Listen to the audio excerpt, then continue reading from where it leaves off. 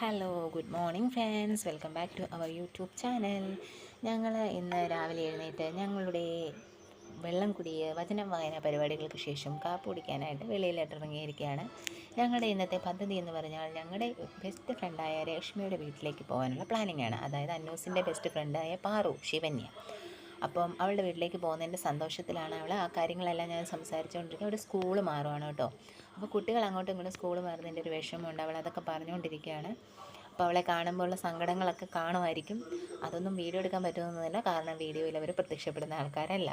അപ്പോൾ ആ കാര്യങ്ങളൊക്കെ ഞങ്ങൾ സംസാരിച്ചുകൊണ്ടിരിക്കുകയാണ്, എപ്പോഴാണ് പോകുന്നതെന്നൊക്കെ. അപ്പോൾ പെട്ടെന്ന് പരിപാടിയെല്ലാം തീർത്തിട്ട് വേണം പോകാൻ. ഞാൻ ലേറ്റായാണ് ഒന്നാമത് എഴുന്നേറ്റത്. അപ്പോൾ സടപടേന്ന് കാര്യങ്ങളെല്ലാം ചെയ്യണം. കൂട്ടുകാർ നമ്മൾ തിക്ക് ഫ്രണ്ട്സ്, ഞങ്ങൾ 3 പേരാണ്, രേഷ്മ, ശ്രീദേവി, പിന്നെ ഞാൻ.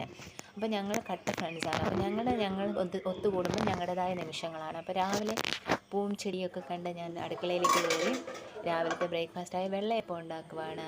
ഉച്ചക്കത്തെയും കൂടെ ലഞ്ചും കൂടെ ഉണ്ടാക്കുന്നത് കാണിച്ചാൽ നിങ്ങളുടെ വീഡിയോ ബോറടിക്കും, ലെങ്തി ആയി പോവും. അപ്പോൾ രാവിലെ ബ്രേക്ക്ഫാസ്റ്റ് ഉണ്ടാക്കുന്നു. വെള്ളയപ്പം, കള്ളപ്പം എന്നാണ് കേട്ടോ. പല നാട്ടിൽ പലതാണ് പറയുന്നത്. കിഴങ്ങ് കറി, വെജിറ്റബിൾ കറി, തേങ്ങാപ്പാലൊക്കെ വെച്ചാണ് ഞാൻ വെക്കുന്നത്. അങ്ങനെ പരിപാടിയെല്ലാം തീർത്തിട്ട് ഞങ്ങളിതാ കൂട്ടുകാരിയുടെ വീട്ടിലേക്ക് പതുക്കെ നടന്ന് പോവുകയാണ്. അവളുടെ വീട് ഞങ്ങളുടെ വീടിന് കുറച്ച് ദൂരെയാണ്. കുറച്ച് ദൂരെയല്ല, അടുത്താണ്.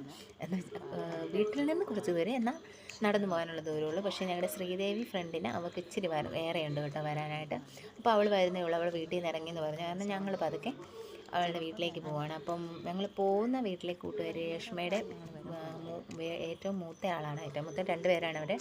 അതിൽ മൂത്ത ആൾ കൊച്ചവിടെ വന്ന് നിൽപ്പുണ്ട്. അപ്പോൾ അവനെ കണ്ടിട്ടാണ് ഇവൾ ഈ കിടന്ന് ഓടുന്നതെന്ന് വെച്ചാൽ സൈക്കിളിൽ അവൻ കയറ്റും. അപ്പോൾ ഞങ്ങൾ ഇങ്ങനെയുള്ള ചില സൺഡേസുകളിൽ പുറത്ത് പോകാറുണ്ട്. ചിലപ്പോൾ ഇങ്ങനെ ഓരോരുത്തരുടെ വീട്ടിലിങ്ങനെ ഒത്തുകൂടെ. അപ്പോൾ അതൊക്കെ നമുക്ക് ജീവിതത്തിൽ ഒരു സന്തോഷം നൽകുന്ന കാര്യങ്ങളാണ്. അപ്പം